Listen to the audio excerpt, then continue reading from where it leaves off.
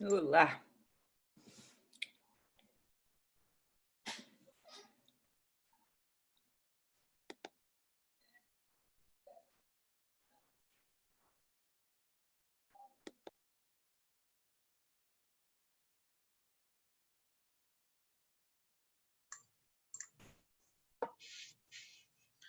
Olá, boa noite. Boa noite. Oi, Sueli, Sandra. Boa noite. Roberta, Janaína, oi, Cleon.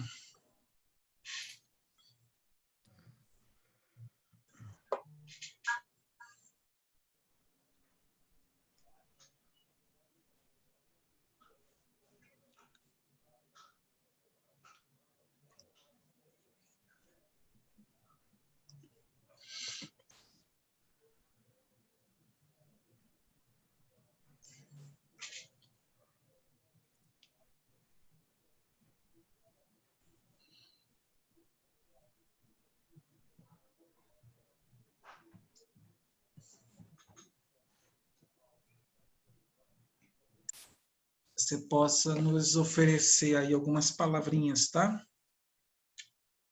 Tá bom. Eu vou Fique ter à que ler. vontade. Tá bom. Eu- E depois da fala da Ana, os colegas que quiserem participar, ou coloca o nome aqui no chat, ou levanta a mão, e a gente vai tentando organizar da forma mais tranquila possível. Vamos lá, Ana, tá contigo. Tá. Olha só, em primeiro lugar, eu quero te agradecer, Henrique, esse convite, né, ao colega Henrique Silva, ao grupo de Manaus, e para compartilhar algumas ideias sobre o tema solidão, que é em voga nesses tempos, né, de distanciamento, né, das pessoas que amamos e muito queridas, né? Resolvi, para termos mais tempo de discussão ou bate-papo, acho que o que eu escrevi é mais para um bate-papo, apresentar um texto mais curto. Mas depois eu fui aumentando tanto que eu já nem sei mais se ele está curto, viu, gente? Desculpa. Afinal, vários colegas já me antecederam, já falaram desse tema, apresentando suas ideias, né? Então, eu, lamentavelmente, vou ter que ler, porque não vou conseguir colocar tudo. Eu, quando fui convidada, eu me dei conta, que nunca havia escrito sobre esse tema. E por que não dizer, né? Sobre esse sentimento. Eu coloquei aqui para mim sentimento entre aspas. Porque eu realmente eu fico sem saber se é um sentimento, né? Se a solidão é um sentimento.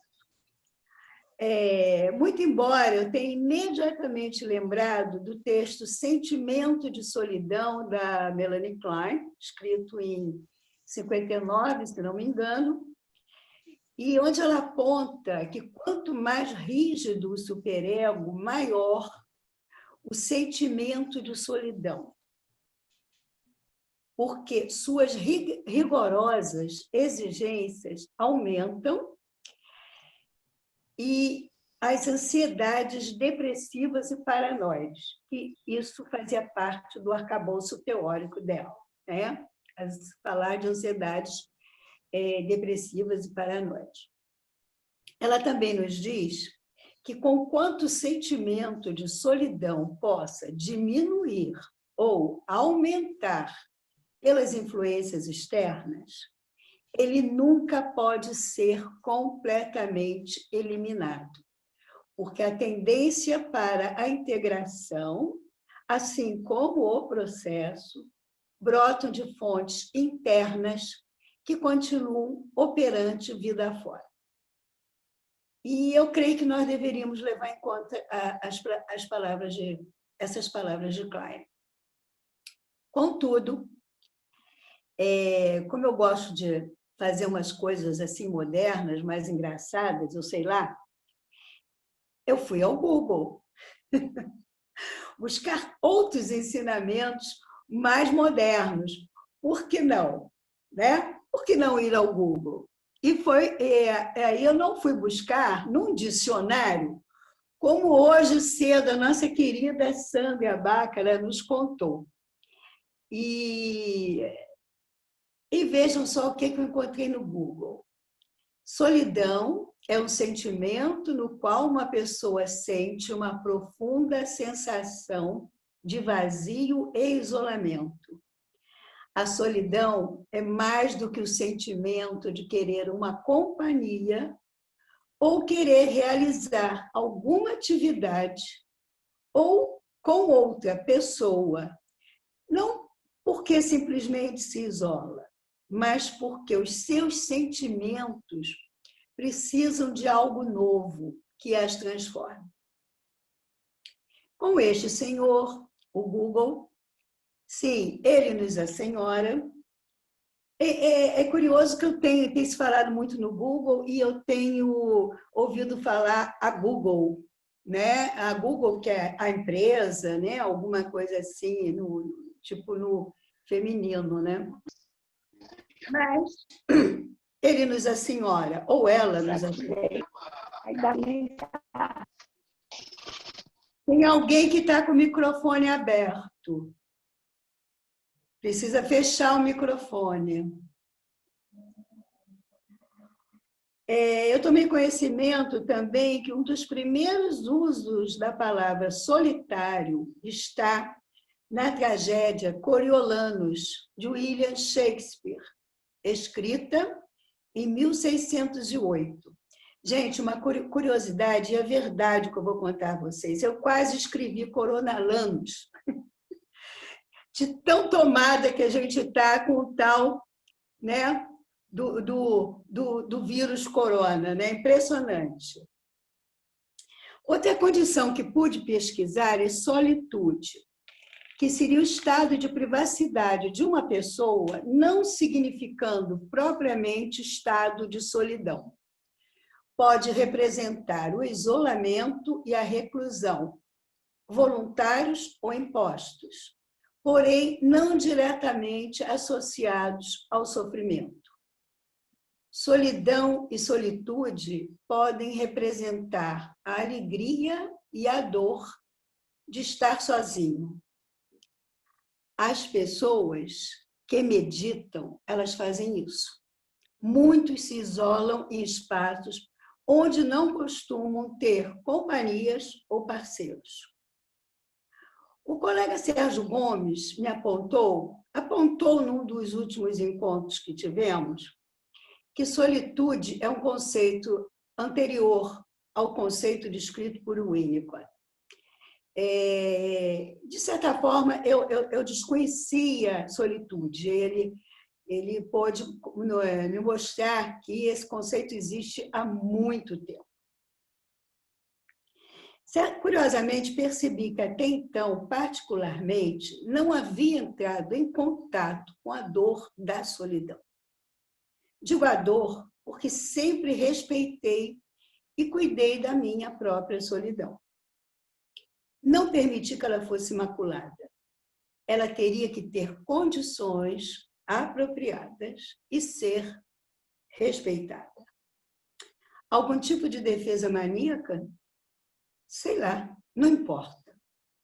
Funcionou muito bem, ou seja, fez o seu trabalho corretamente. Inclusive, penso que devemos ser respeitosos com nossas defesas. Ou seja, era um bem maior. Até que surgiu a tal da quarentena. Está muito bonita, Adriana. Beijo, não precisa ajeitar mais não, está ótimo. Bem, até que surgiu a tal da quarentena, que infelizmente eu me encontro desde 13 de março. A Sandra hoje apontou que ela se encontra desde 19 de março. Eu me encontro desde 13 de março. Tomem cuidado que quando acabar a minha quarentena, eu não sei se eu estarei um animal compatível com a vida societária, né? Eu espero que sim.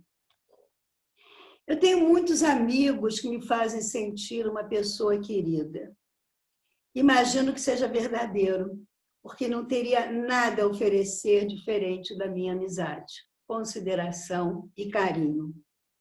Por outro lado, creio até que, apesar da minha idade, minha clínica se mantém porque os pacientes magicamente me desejam uma certa infinitude. O paciente precisa ver isso no analista, vivacidade e infinitude. Esta última, talvez por egoísmo, quem sabe. Portanto, gostaria de citar um trecho de um artigo da colega Fátima Amorim Junqueira, que esteve conosco na semana passada, publicado na revista Rabisco, de maio de 2015, chamado A Posição Winnicottiana frente à pulsão de morte, onde, reiterando Winnicott, Fátima nos diz: o indivíduo emerge não do inorgânico, mas da solidão. Este estado surge antes do reconhecimento da dependência, entendendo-se a dependência como ocorrendo em relação a uma confiabilidade absoluta. Quero crer que nas boas relações analíticas, essa confiabilidade tende a se desenvolver e permitir o trabalho da dupla. Nas relações mãe-bebê ou similares, que não foi permitido o sentimento de solidão na presença do outro, o paciente apresentará possivelmente comportamentos que levarão o analista atento e sensível a perceber e mudar suas estratégias. Winnicott, em 1958, desenvolveu muito bem esses sentimentos quando discorreu sobre o texto A Capacidade de Ficar Só, que ele fazia o adendo na presença do outro. Quando bem em seu início, ele nos diz: quero aqui examinar a capacidade do indivíduo ficar só, partindo do pressuposto de que esta capacidade é um dos sinais mais importantes do amadurecimento, do desenvolvimento pessoal. Clinicamente, isto pode se representar por uma fase de silêncio ou uma sessão silenciosa. E esse silêncio, longe de ser evidência de resistência, representa uma conquista por parte do paciente.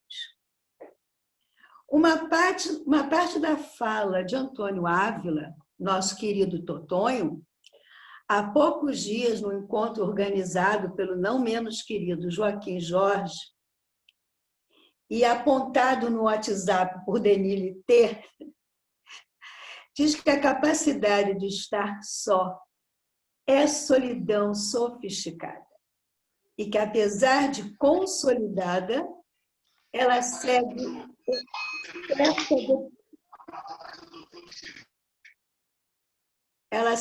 em certa dependência do ambiente.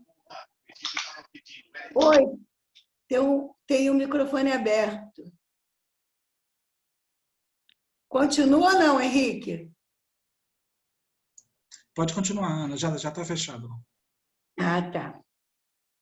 Então, ele diz que a capacidade, seu Totonho, né, de estar só é solidão sofisticada.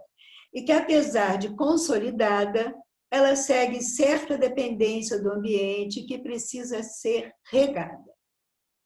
Outra companheira e amiga querida, Maria Cecília Schiller Fonseca, em seu texto A Solidão Essencial e a Essência da Solidão, a Cecília apresentou esse trabalho no latino-americano de Winnicott, que foi em Montevidéu, acho que em 2013.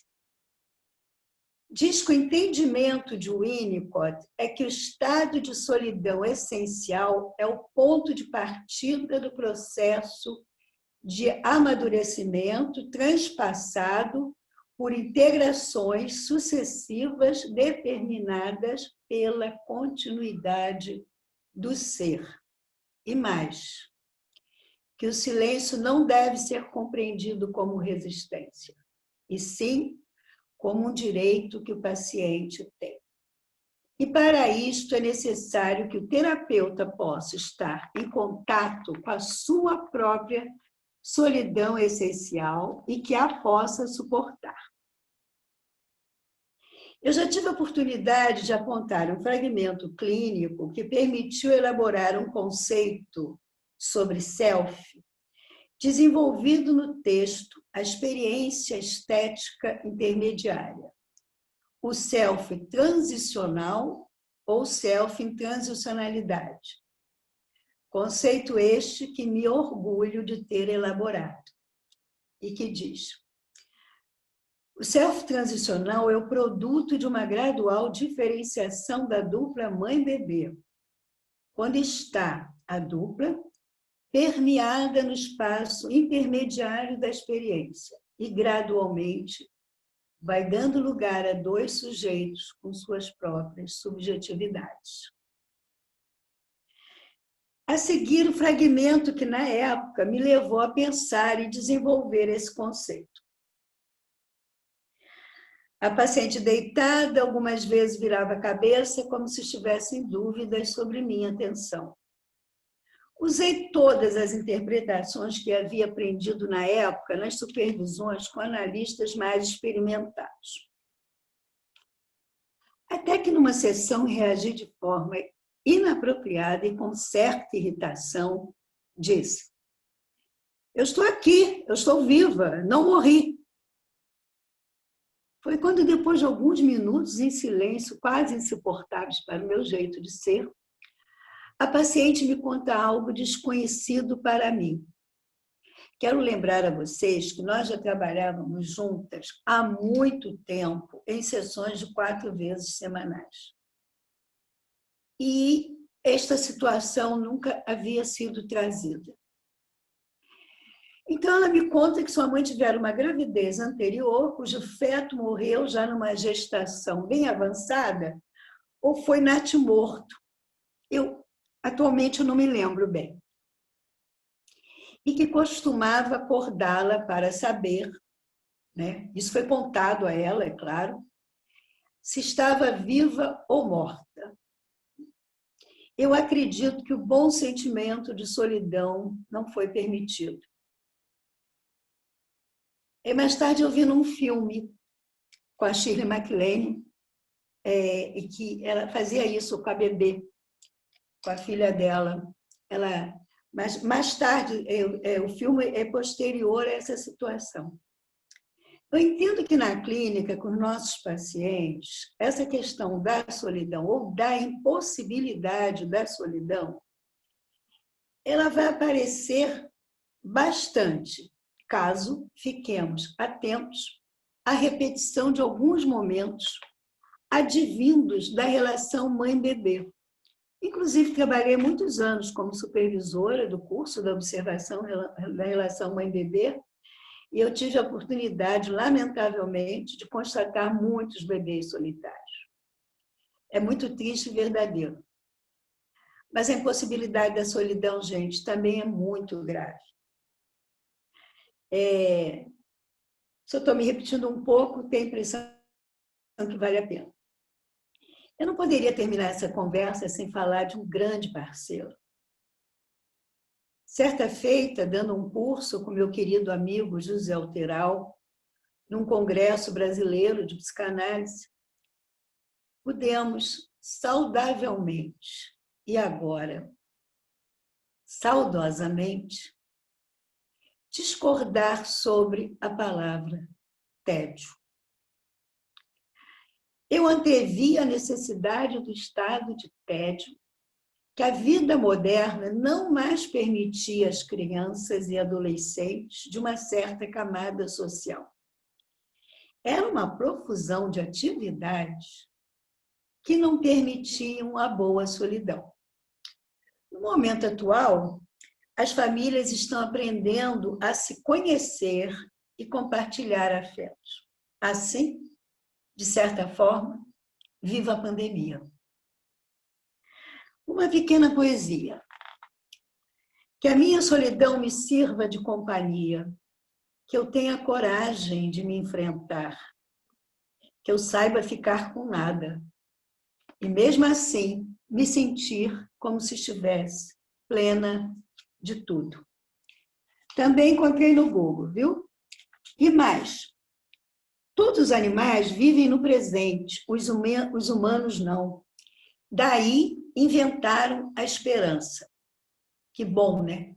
Que a esperança foi inventada.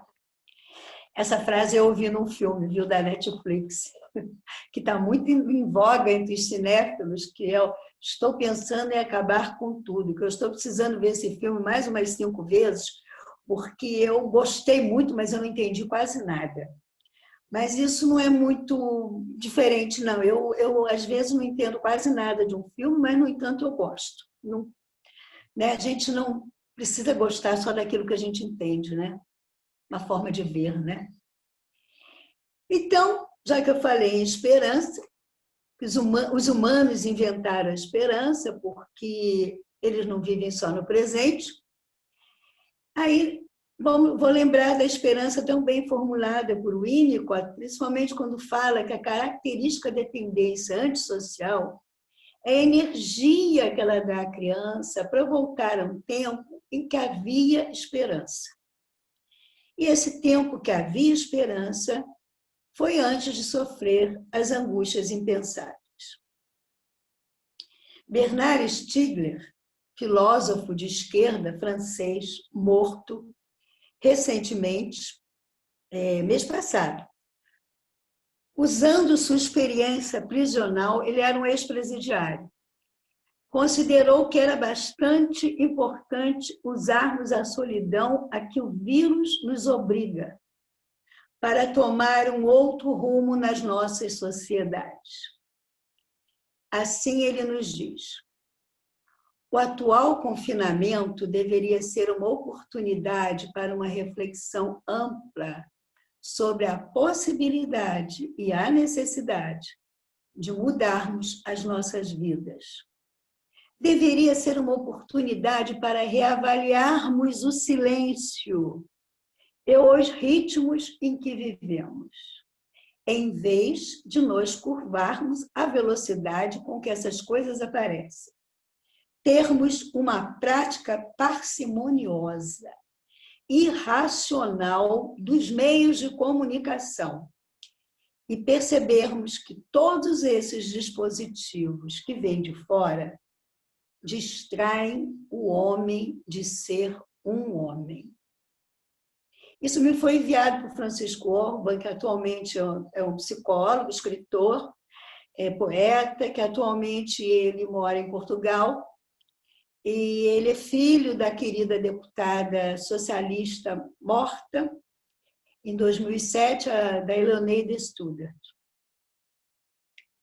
Finalizando, eu vou falar uma frase de Tunga, que eu fiquei na dúvida, porque eu não sei se ela tem alguma coisa a ver com o texto, mas eu amo essa frase de Tunga e eu tenho ela na porta da geladeira. É dessas coisas assim, você passa e tem que estar lendo sempre, né? Por que motivo? Ninguém vem me perguntar, porque eu não sei. Por que eu tenho tal interesse, né? Digamos, nessa frase do Tunga, todo mundo sabe, né? Artista plástico pernambucano também, já falecido, né? Não existe síndrome de pânico. O que existe é poema preso, angústia. É isso, gente. Procurei apresentar um texto bem curto para dar tempo da gente poder discuti-lo, caso alguém queira. Certo? Entendeu, Henrique? Acabei. Obrigado, Ana. Tá ok. Obrigado. Tá cheio de provocações aí, coisas muito boas aí pelo que você falou, viu? Teve uma frase aí que achei tão marcante. A impossibilidade da solidão é muito grave, né? Sim. Muito grave, né? Essas distrações da contemporaneidade, elas nos colocam a léguas de distância da subjetividade, né? A gente se entrega numa concretude, assim, numa rapidez que torna a solidão um mal, assim, do qual a gente tem que se afastar. Mas o preço a pagar é muito alto, né? É muito alto. Legal. Olha, acho que a Regina Celi pediu a palavra aqui e quem for querendo falar também vai indicando alguma coisa aí, vai dando um sinal, tá bom? Regina, você quer contribuir? Teu som está desligado. Regina, esse som vive desligado, Regina. Pois essa minha intimidade com a internet está assim, é uma beleza, entendeu? Eu fico com medo de apertar qualquer coisa e sair tudo a imagem. Não, Ana, parabéns, né? Gostei muito. E essa questão que o Henrique apontou, é que eu estava justamente pensando, parecido com o que ele estava falando, né? Dessa condição de ter vivido no início da vida, né? A solidão essencial, e que a gente volta, né? No momento de maior pressão, a gente vai buscar. Eu concordo com você, Ana, que eu não sei se é um sentimento, essa solidão essencial. É algo, assim, meio sagrado, sabe? Que te dá uma paz. E que... Então, eu entendo quando você diz quem não pôde viver essa solidão, ficou impossibilitado de viver essa solidão essencial, como fica difícil, né? A continuidade na vida e, enfim, enfrentar os percalços, né, que a gente encontra pela vida. Então, eu acho que a solidão essencial é fundamental para reforçar, né? E a gente sabe que muita criança, muito bebê não pôde viver, né? Isso. É isso. E te dar parabéns. Gostei muito. Eu gostaria de falar também, não estou conseguindo mandar aqui. Acho que a Alessandra podia falar em seguida a Maria Cecília, tudo bem? Que a Alessandra pediu, em seguida a Maria Cecília. Tá bom. Gente, eu tô aqui literalmente à luz de vela, porque eu cheguei em casa, estava num blackout de energia. Então, eu estou fazendo jus aqui à temática do evento e não tinha ligado o vídeo, Ana, para assistir, porque estou aqui na peleja com a bateria do celular de que chegue até o final, né? Então, estou literalmente aqui na luz de vela, liguei só para falar. Alessandra, você está linda, luz de vela. Não que você não seja bonita, sei, claro, mas olha, eu amei. Que bom, amei. O brilho da vela em sua homenagem, com todas essas cores aqui, Ana. Eu quero dizer bom, primeiro quero dizer que coube perfeitamente a sua fala com a minha situação de chegar no meio do escuro, né? Cheguei em casa no meio exatamente dessa solidão para tentar encontrar um rumo, né, para as questões. E a sua fala, eu acho que o que eu vivi foi uma espécie de uma ontogênese do desenvolvimento humano, né? Porque chegar em casa sem luz, ter que subir o gerador estava difícil, subir 15 andares de escada, enfim. E aí você chega em casa e você entra num espaço que você escuta essa fala potente, acolhedora, e dentre as várias coisas que você falou, uma fez total sentido para mim, que eu acho que tem a ver com essa ontogênese do desenvolvimento, né? Assim, do que é que a gente precisa quando a gente tem que enfrentar um blackout? Quando falta energia, quando a gente fica no escuro, quando a gente fica no desamparo, o que é que garante a gente a possibilidade de ir em frente? E aí, ouvindo a sua voz, que mescla, né? Eu acho que mescla uma coisa linda, que você mescla sabedoria, você mescla potência, você mescla alegria, você mescla uma experiência clínica absurdamente criativa. E você falou algo, dentre as várias coisas, que eu achei lindo, quando você disse que o analista ele tem que ter uma vitalidade, uma infinitude. Eu acho que isso é uma coisa extremamente poderosa e necessária nos dias de hoje. Eu que trabalho com a questão da prevenção do suicídio, é muito importante quando alguém consegue confirmar a própria vitalidade espelhada no olhar vivo da gente, sabe? Porque quando a gente está vivo, o olhar da gente brilha, o olhar da gente faz um espelho que reflete a vida para o outro. E eu acho que isso tem um lugar muito importante, que é assim, não é só o você está vivo, mas eu acho que tem uma coisa que é assim, você me vê vivo, né? É assim, você me enxerga vivo, eu posso me ver vivo no seu olhar, e a dimensão da infinitude, eu acho que ela é fundamental para a constituição da esperança e do vínculo. Porque se a gente pensa que a subjetividade ela se entrelaça nesse lugar do espaço e tempo, um sujeito ele só pode se constituir nesse entrelaçamento, né? Eu acho que a infinitude nesse lugar, para mim, vem nesse movimento do narcisismo, né? Tão inicial nesse momento. Então, a sensação da infinitude ela é fundamental para a gente poder lidar com a finitude, né? Sem a finitude inicial, a gente não consegue lidar com a finitude. E eu quero dizer também que sobre o filme Quero Acabar com Tudo, eu também não entendi nada, né? E se você entender alguma coisa, por favor, me avise, porque eu fiquei na mesma situação. Né? Eu acho que é um filme mesmo, eu acho que assim, é um filme sobre o inconsciente, mas a gente precisaria ter acesso a fala do diretor para poder entender o que é que ele quer dizer, porque a gente ficou só com a imagem, né? Então, e linda essa poesia que você colocou, porque ela diz da necessidade da gente de...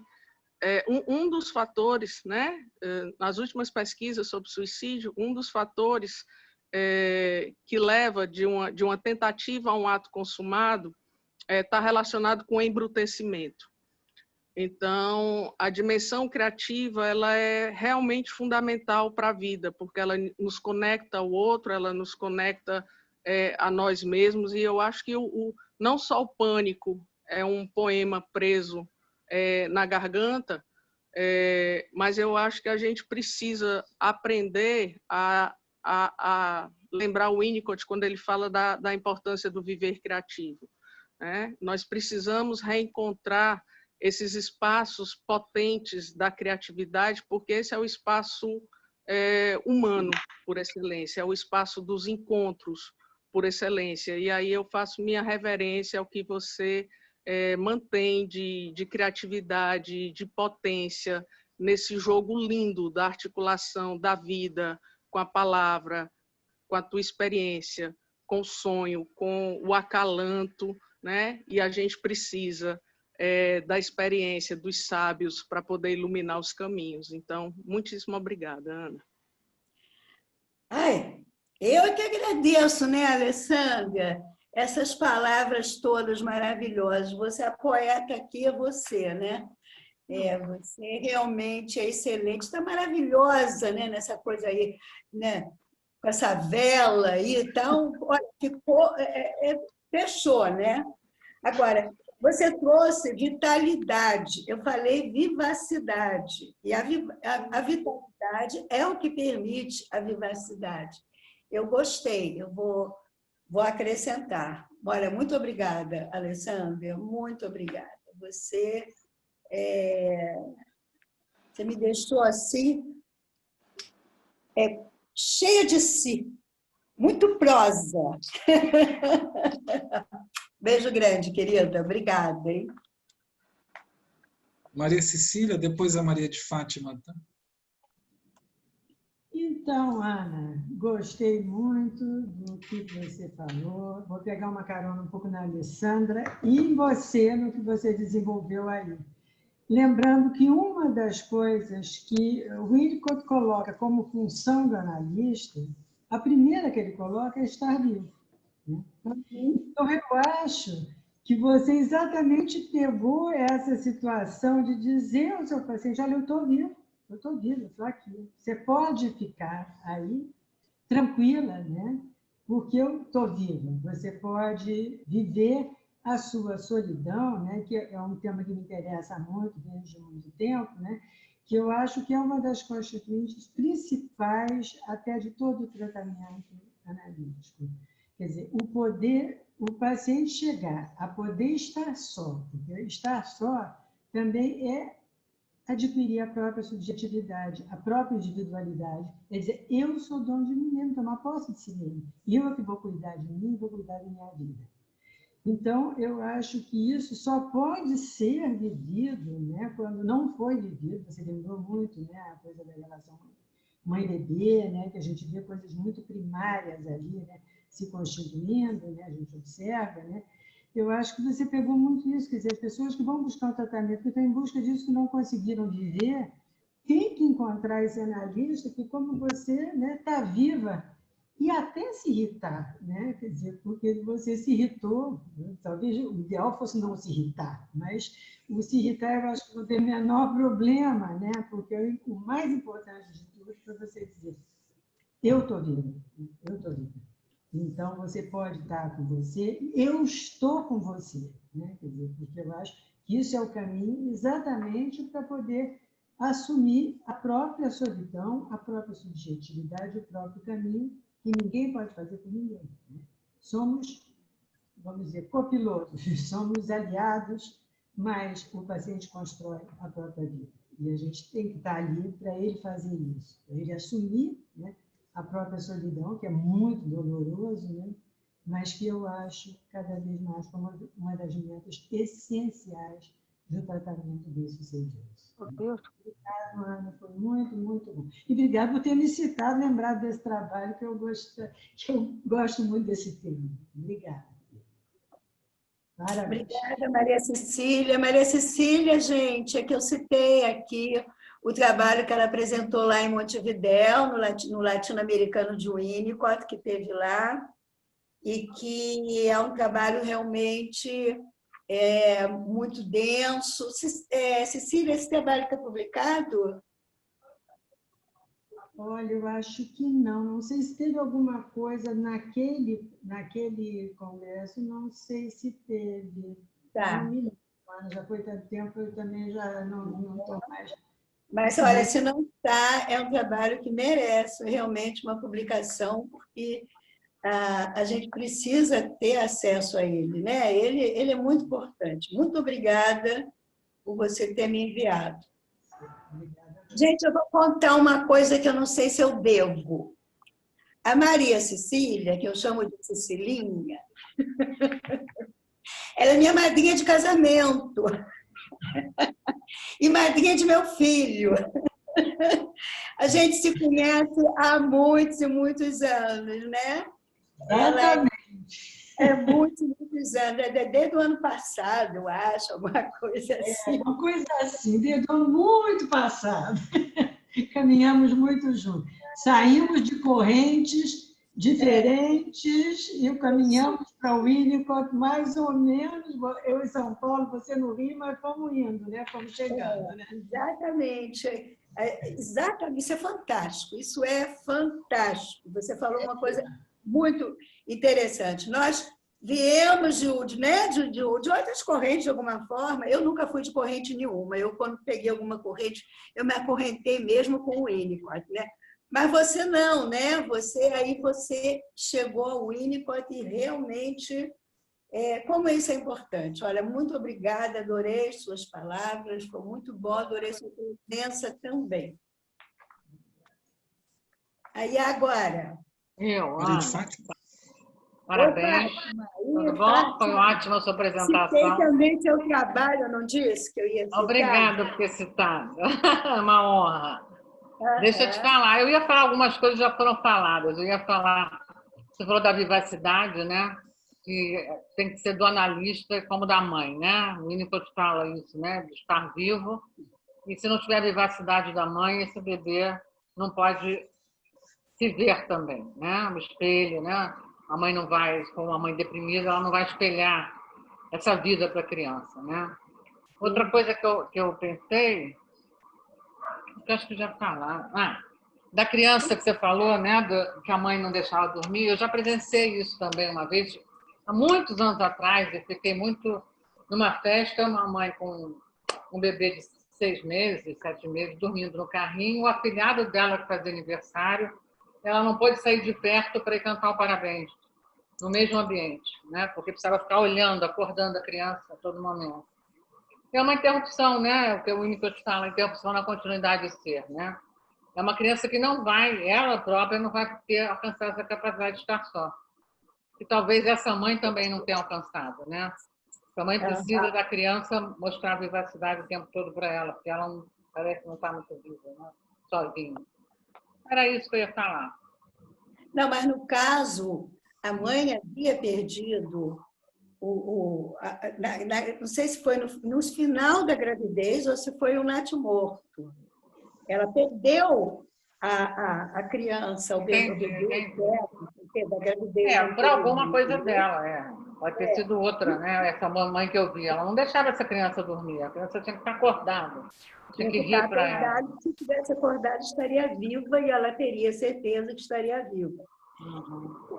Esse fragmento, porque quando eu desenvolvi esse conceito de self-transicional ou self-intransicionalidade, eu desenvolvi muito em função do que eu experimentei na relação com essa paciente neste momento, porque ela me fez sentir o que ela passou enquanto bebê. Isso é que eu acho fantástico do trabalho da gente, que as pessoas, às vezes, não dão muita importância, não têm a sensibilidade, né, de perceber que isso é uma coisa além, né? Tanto que a minha reação foi realmente porque ela fez eu sentir isso. Ela fez eu dizer para ela... A comunicação silenciosa do Winnicott, né? Ela passou para você, né? Para sensibilidade. Ela passou na contra-transferência, que muita gente não acredita inteiramente. E o Ogden escreveu muito sobre isso, né? Também, essa coisa que o analista sente, e que isso eu acho fantástico, isso é fantástico, a possibilidade que a gente tem na clínica e no trabalho que a gente faz de poder experimentar essas coisas e realmente ajudar, porque pode uma análise passar 10 anos e não acontecer nenhuma vez uma situação dessa, né? Obrigada, Fátima.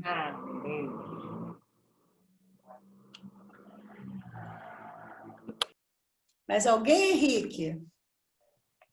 Vamos ver. Eu queria. Sueli? Adriana. Adriana e Sueli. Tá. Eu acho muito interessante o que vocês estavam as duas agora comentando, porque eu sinto que, inclusive, a forma com que a Ana disse que falou, para mim também nesse sentido de comunicação, de ser porta-voz de uma dúvida da paciente, no sentido que era muito projetado na Ana, quem está viva aqui? Eu estou viva, tu estás viva, né? Eu acho que tinha esse enlace. E eu acho que isso surge muito da importância, vamos dizer assim, e eu acho que a irritação da Ana também é uma introjeção que vem na contratransferência, que ela repete, que é exatamente, eu acho que é a interrogação dessa paciente, né? Irritada, eu estou viva, há o olhar do outro sobre mim, há uma interação, eu estou viva como vamos dizer, como meu self verdadeiro, eu preciso aparentar estar viva com um falso self para sustentar essa mãe que talvez não tenha mais tônus vital como uma criança necessita. Eu penso por aí, queria ouvir a Ana. Quer? Mais um pouquinho? Eu queria te ouvir, sim. Porque tu fez uma crítica à tua irritação e ela me pareceu tão bem, e andando na linha do que está se discutindo, que tu tenha sido uma porta-voz confirmando mais do que a tua presença vital, que ela é um ser capaz de ser vital, eu acho que a irritação era dela também, com o ambiente que de certa forma, anulava, né? Não enxergava. Não, o que eu acho e que eu achei importante dessa experiência, né, a irritação que eu tive, ela não foi necessariamente, Adriana, a coisa mais importante, mas você agora está me trazendo algo que curioso, eu não havia pensado. Quer dizer, ela pôde, então, me fazer passar uma irritação que talvez ela, bebezinha, né? De que tipo é a irritação de um bebezinho? Ele, né? A gente sabe que até 3 meses não tem, né? Muita noção, né? E tal. Mas aí, lembrando aquilo até que eu falo no trabalho, que o Winnicott aponta, né? Bem no início da vida, né? O que pode trazer... Gente, eu já esqueci. Olha, pode uma coisa dessa? Impressionante. Então, eu vou deixar de lado. Mas, olha só, o que eu acho fantástico da experiência e que essa nossa forma de trabalhar, que eu sei que você também, né, e todos que estão aqui assistindo, é porque eles são muito parecidos, né? Nós somos todos um grupo, eu creio que é muito parecido nesse sentido, foi a possibilidade de existir na transicionalidade, né? Self com self. Exatamente. Eu poder sentir, ela fazer eu sentir aquilo que ela sentiu, enquanto o bebê ainda não tinha memória, que ainda não é uma coisa que está no corpo, é aquilo que o Winnicott fala da memória corporal, né? E isso daí eu entendi dessa maneira, né? Agora, eu nunca havia pensado na minha irritabilidade como se, na época, foi muito bom isso que você trouxe, na época, talvez ela, bebezinha, sentisse uma coisa que ela a bebê não sabe o que é, um incômodo, né? E que talvez ela tivesse passado incômodo para mim. Eu acho que através do teu conceito de self-transicional, houve toda uma ligação de self com self, na medida que tu pudeste nomear no papel materno, do papel do analista, uma contratransferência tão primitiva que veio em palavra, mas veio em sentimento, em sentir aquela irritabilidade de quem não se sente ou é desconfiado, não é visto, vamos dizer assim. Não está sendo visto, porque a dúvida da paciente que rolava entre vocês é: você está me vendo, Ana? De certa forma, ela pergunta, e tu está dizendo para ela, e tu está me vendo que eu estou te vendo? Enfim, eu acho que tem algo tão primitivo aí, que a sensação, para mim, é de uma importância. A tua sensação de irritabilidade, numa mente madura, imagina o grau de irritabilidade dessa criança. Né? Eu fico pensando... Eu falei na revista Rabisco, você ouviu? Ouvi, querida. E eu queria dizer para Maria Cecília que mande o artigo para nós. Isso! Cecília, você ainda está por aí? Eu ouvi. Está sim, acabou de...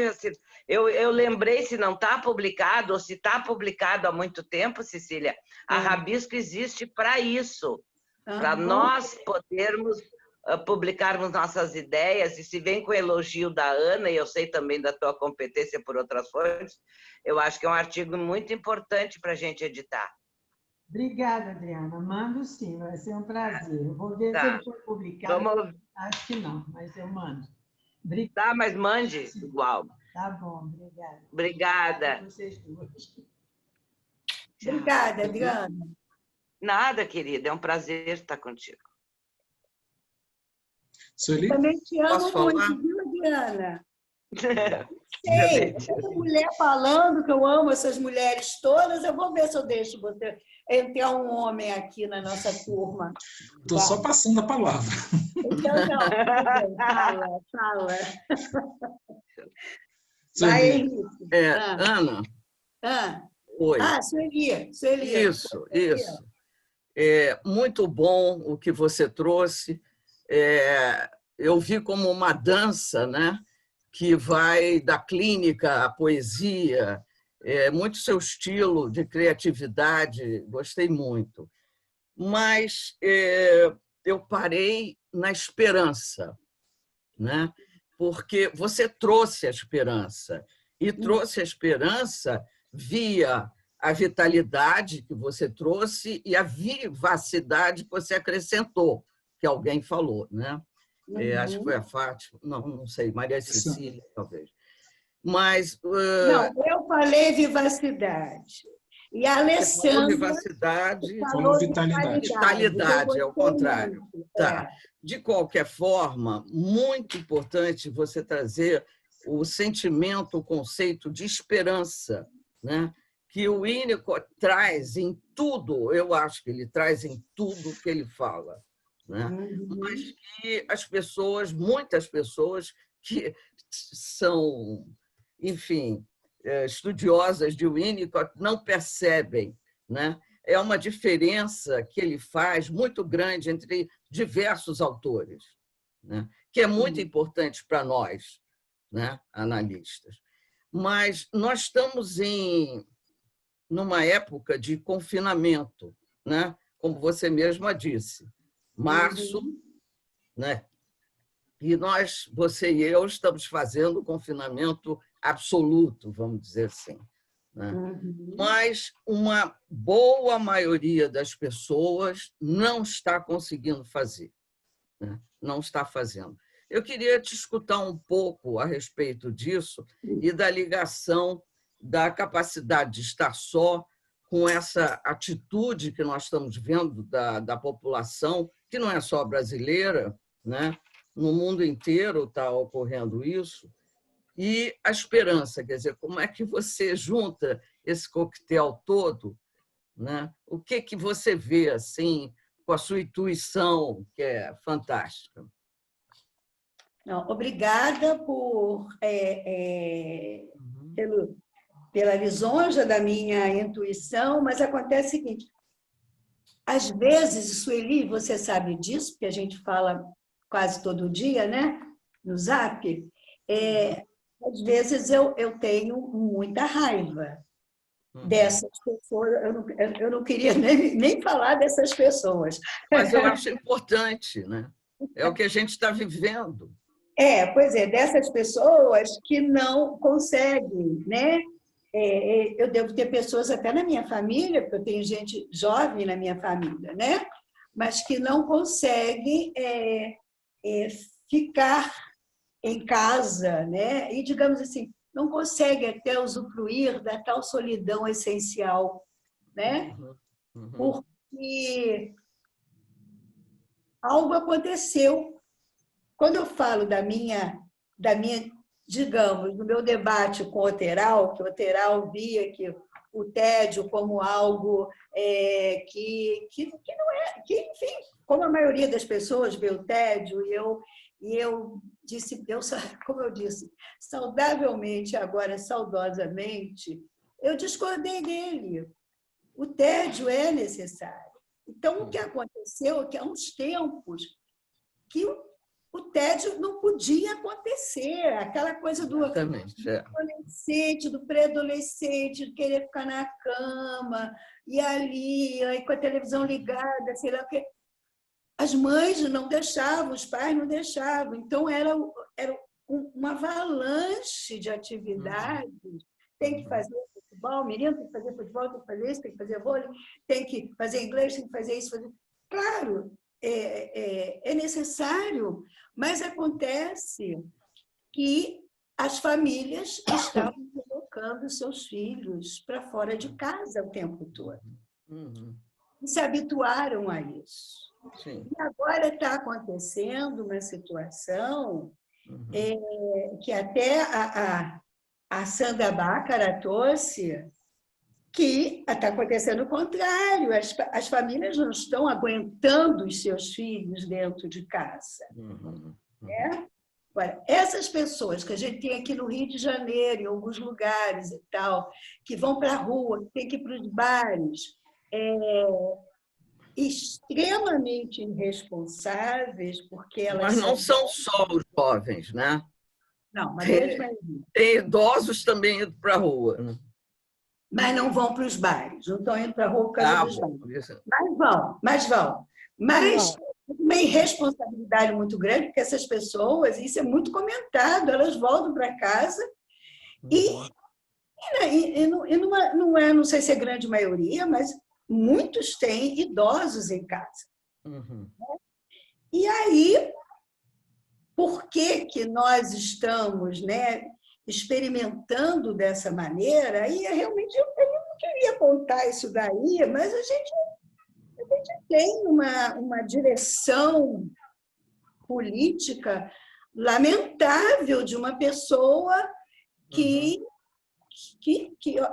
eu não sei se é louco, eu não vou dizer nome porque não posso, mas todo mundo sabe. Eu não sei se é louco, se é psicopata, eu não sei se é burro, eu não sei nada o que é, mas é lamentável que essa pandemia que nós estamos passando, que era uma coisa que, né, há anos e anos e anos, muitos anos atrás, existiu a última, né? E aí que a gente esteja vivendo dessa maneira, né? Mas o que fazer? Como impedir? Tem as pessoas que têm que ir para a rua porque elas vão trabalhar. Elas têm que trabalhar. E aí nós temos os homicidas, né? Porque eu considero assassinos. Eu os considero assassinos. Agora, sinceramente, eu não queria muito falar desse assunto, não, para dizer a verdade. Não, mas nós estamos falando de esperança. É muito importante você trazer. Esperançosa. Acho que nós estamos aqui esperançosos, porque se nós não estivéssemos esperançosos, nós não estaríamos a essa hora da noite, né, discutindo um tema, conversando. Eu não teria me debruçado para escrever, eu pesquisei, quer dizer, sabe, a gente tem estado, né, todo o nosso grupo, todo o grupo do Brasileiro de Winnicott, a gente tem se debruçado a mesas, né? Eu já não aguento tanta live, então eu até esqueço, tem muita live, é live demais. Se é live de viver, também não estou aguentando viver tanto, sabe? Mas é isso, ele não sei se eu te respondi, não, mas... Não, acho que sim, porque quando você disse que são homicidas, você já disse tudo, né? Porque, na maioria dos casos, a esperança morre aí, né?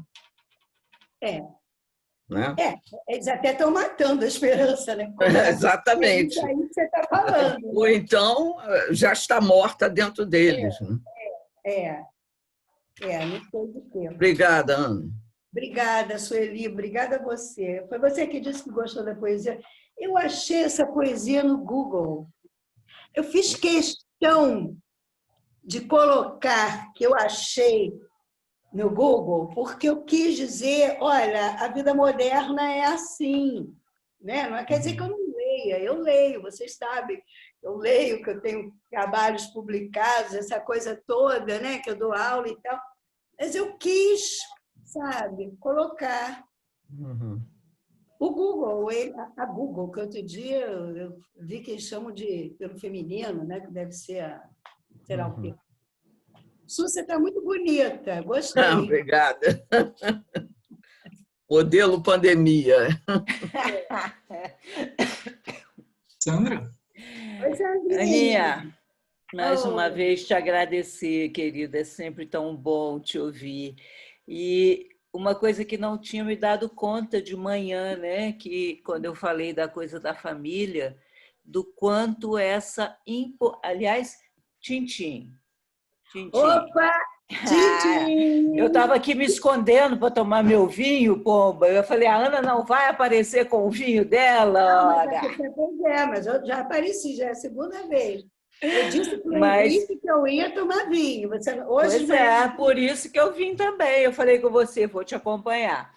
Mas uma coisa que eu não tinha pensado, né? Assim, o quanto esses meninos, né?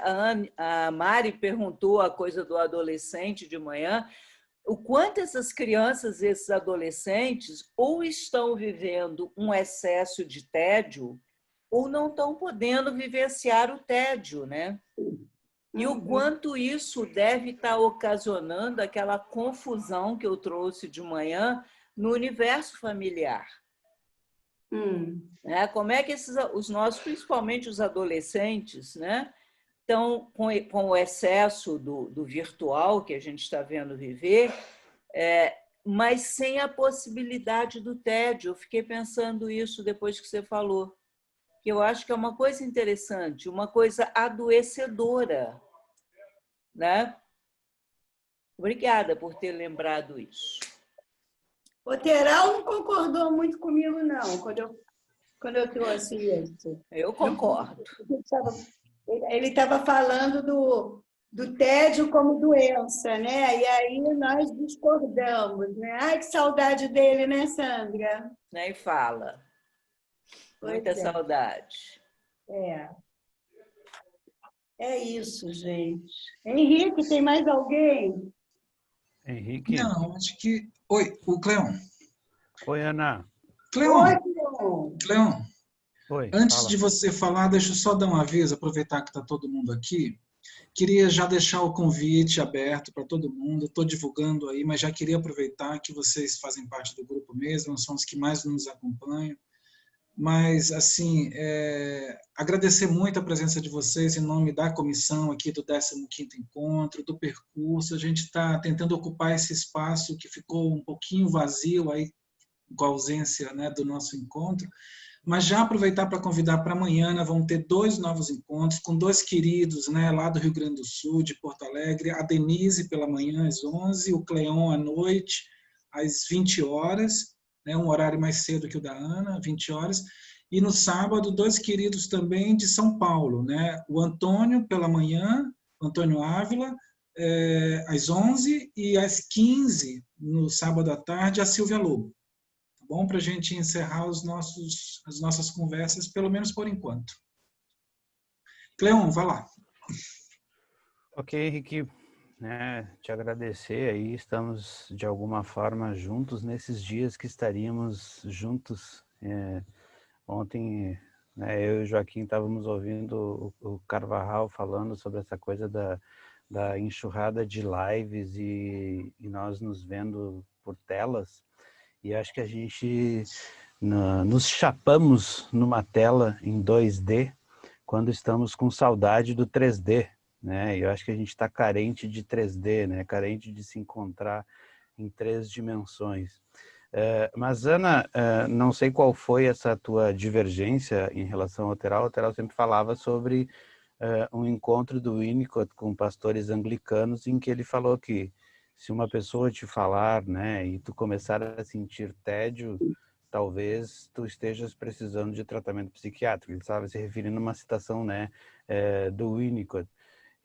Até onde eu me lembre, o Teral concordava, né, de que tem coisas que o tédio tem a ver com monotonia, né, e a gente precisa, por exemplo, o nosso coração, quanto mais monótono ele for, né, tocar sempre um mesmo tom, mais saudável ele vai ser. Então, tem coisas que o tédio é necessário, precisa de um determinado ritmo. Mas, assim, comentários à parte, eu me chamou a atenção, entre tantas provocações que tu fizeste, e os colegas já falaram bastante, quando tu falaste do silêncio, uma de resistência. A gente sabe que isso, historicamente, né, em várias supervisões mais antigas, digamos assim, era visto e enfatizado muito em relação a isso. E eu queria saber da tua experiência e dos colegas que estão aí, em relação à questão do silêncio nesses tempos de tela, né?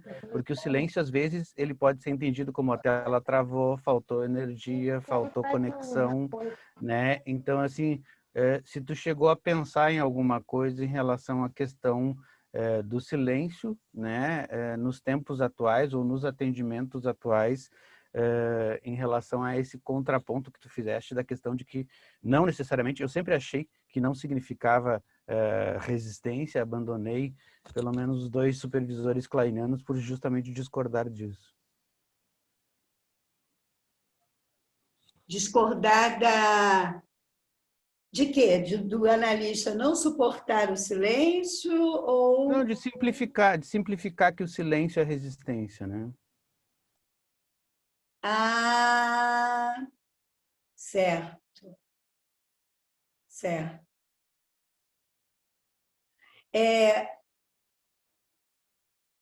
Cleon? Oi. Eu não sei, mas eu acho que eu acho que eu comecei a caminhar junto com o Oteral muito antes de você começar a caminhar com ele, não? Eu tenho impressão disso, né? Porque eu só vim conhecer você muito tempo depois, né? Eu tenho certeza disso, Ana. Aham. Então, o Oteral pode até ter mudado de opinião a respeito do tédio, depois de eu ter me posicionado favoravelmente ao tédio, né? Pode ser, pode ser. Mas veja só, o Oteral tinha essa coisa fantástica, né? Ele tinha a capacidade de poder ouvir o outro e poder mudar, né, o pensamento dele, a opinião dele, através da fala do outro. Isso, às vezes, lamentavelmente, não é muito comum ainda entre nós, né? Isso, às vezes, pode ser até difícil entre alguns analistas. Agora, o analista kleiniano, eu não sei como é que é a história do silêncio, eu sei que eu tenho dificuldade de suportar o silêncio do paciente. Eu suporto, mas com dificuldade. Isso é uma coisa minha. Eu tenho a dificuldade de ficar calada, mas eu suporto, eu tenho que suportar o silêncio. E eu aprendi muito que há 2 tipos de silêncio.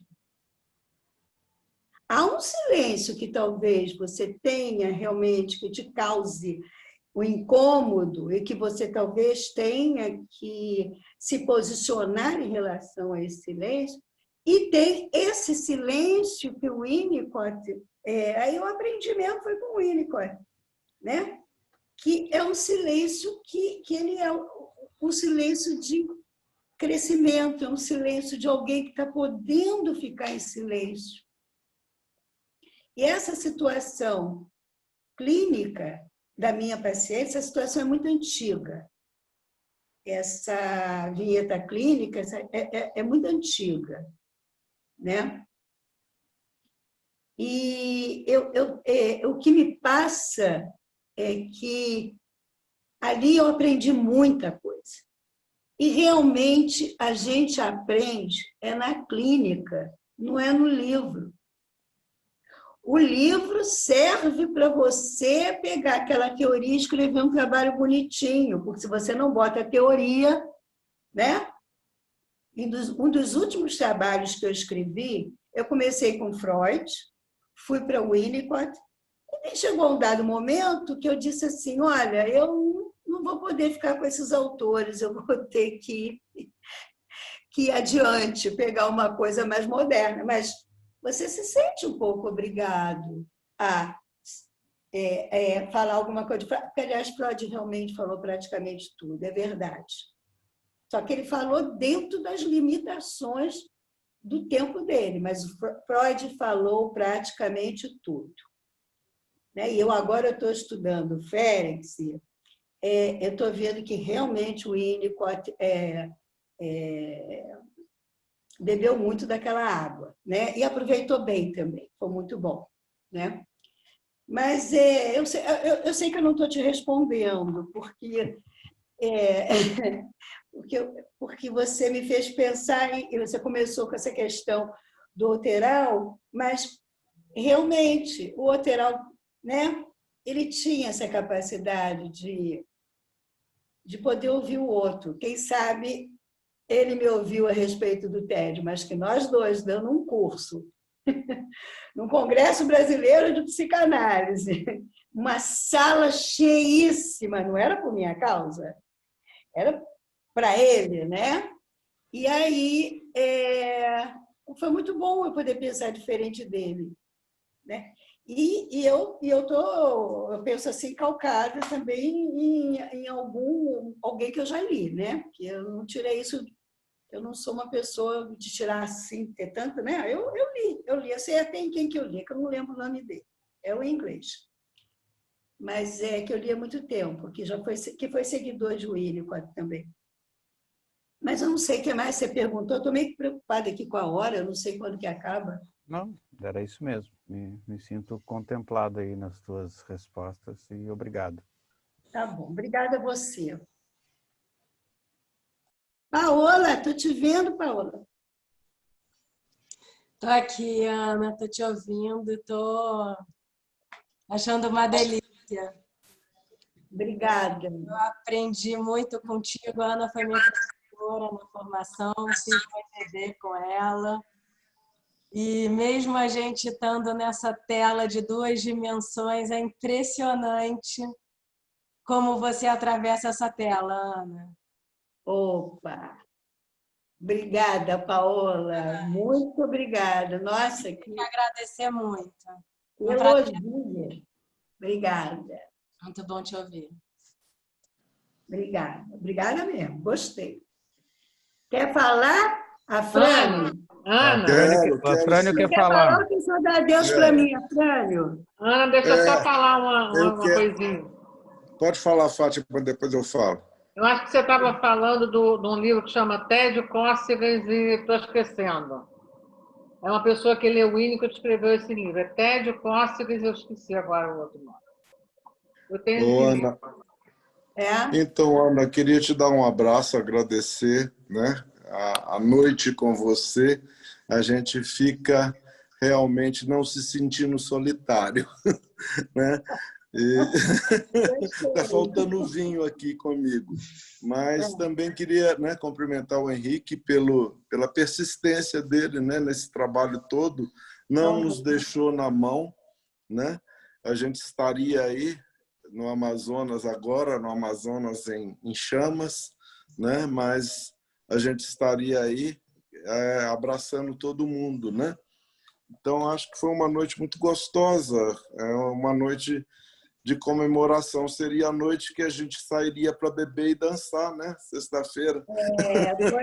Fazer uma farrinha, né? Fazer uma farrinha e tudo, né? E eu acho que você não precisa de referenciar em nenhum autor. Você já é uma autora suficientemente boa e confiável que não precisa de procurar nenhum autor para garantir o que você falou. O que você fala, a gente ouve com muito carinho. Frânio, muito obrigada. Não, mas alguns autores eu fiz questão de apontar, são meus amigos para, né? Que eu acho importante a gente apontar os amigos. Aliás, eu queria apontar em relação à Graciela. A Graciela, ela hoje cedo, ela tinha uns números, não aparecia o nome dela. Eu peguei e mandei um zap para ela e falei assim, resolve isso, muda isso. E agora eu estou vendo que a Graciela mudou e está aparecendo o nome dela, viu? Me obedeceu. Assim, bem obediente. Sempre eu gosto, bem obediente. Obrigada, Ana. Obrigada, viu, Frânio? Muito um abraço para a turma toda, né? Que a gente se encontra todo ano e que está se encontrando dessa forma. Eu acho que o Henrique tem fez um grande esforço nesse sentido de proporcionar esse encontro, né? Parabéns, Henrique. Um abraço para você também, tá? Obrigado, Fran. Um grande abraço para você também. Obrigado. Mas a ideia é essa mesmo, né? A gente está um pouco mais perto, se escutando, aprendendo um pouquinho, deixando o tempo passar com calma, adquirindo um pouco mais de vivacidade, de vitalidade, de infinitude, né, Ana? E não sei se vocês querem continuar um pouco mais ou se a gente descansa, porque amanhã tem mais, sábado tem mais, né? Ana, queria te agradecer muito. Se alguém quiser falar alguma coisa, não? Então, te agradeço bastante, tá? Você quer comentar alguma coisa, por fim? Não, eu que agradeço. Realmente, a participação de todos foi excelente, foi muito bom. E a presença, né, de todos os colegas. E agradecer a você, né, Henrique? E olha, isso que a sua falou, realmente você é nota 1000. Você é o máximo. Não, eu gosto de ver todo mundo junto. Eu gosto de ver todo mundo junto. Pena que a gente não está podendo se abraçar. Senhora, sua esposa, que eu gosto tanto, ela não apareceu. Diz a ela que eu estou sentindo falta dela. Tá bom, pode deixar. E Tá esses bom? encontros estão todos sendo gravados, tá legal? Vão ficar lá no canal do YouTube, depois para a gente poder assistir com calma, não precisa ter pressa, nem sair correndo. Vai ficar tudo guardadinho lá com calma. E o que eu queria saber de você é se eu teria acesso àquelas... Anteriores? Não, aquilo que as pessoas digitam, que vai paralelo. Tem, eu passo para você, Você passa para mim? Passo. Ah, muito obrigada. Tá, muito obrigada. Gente, muito obrigada pela presença de todos. Beijo. Até amanhã, pessoal. Até amanhã de manhã, gente. Obrigada. Até amanhã. Até amanhã. Até amanhã, pessoal. E não esqueçam, a esperança é equilibrista, Sueli. Já dizia o poeta. Ela é uma equilibrista. Gostei disso. Com certeza. Beijo a todos. Tchau, até Sandra, não deu para te assistir hoje. Tá gravado. Vou ver o vídeo. Tá bom. Vale a pena, estava ótimo. Beijo. Beijo a todos. Obrigada, Henrique. Obrigada, Ana. Mas não dá. Tudo. Falou.